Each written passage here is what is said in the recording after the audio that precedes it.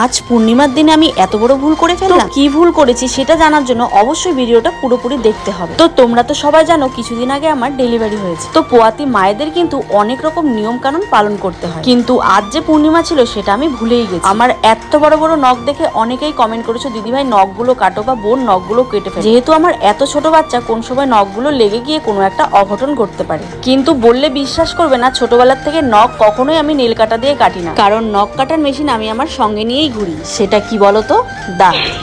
আমি জানি এটা কিন্তু একদম একটা ব্যাড হ্যাবিটস, বাট ওই যে ছোটবেলার অভ্যেস। তবে আমার নখগুলো কিন্তু সবসময় পরিষ্কার রাখার চেষ্টা করি। যাকগে আসল কথায় আসি, ডেলিভারির পর থেকে নখ কাটা হয়নি বলে নখগুলো বিশাল বড় হয়ে গেছে। তারপরে কি হলো, নখগুলো শক্ত হয়ে গেছে, যার জন্য আজকে নেল কাটার ইউজ করতে হয়েছে। এটাও জানি আমার মতো এই বদ অভ্যাসটা অনেকেরই আছে, কিন্তু স্বীকার কজন করে বলো? আজ একটু সময়ও পেয়েছি, তাই নখগুলো কেটে নেল পালিশ করে নিলাম। আমার নখ কাটা দেখে পিসি বলে, তুই পূর্ণিমার দিন নখ কাটলি? দাঁড়া, তোর আজকে হচ্ছে। তোর না ছোট বাচ্চা আছে?